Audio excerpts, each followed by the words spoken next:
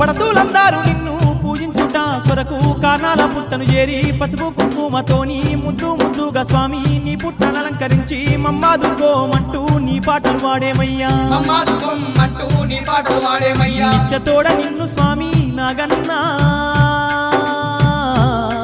నిన్ను ఇష్టముగా గొలిచేమయ్యా నాగన్నా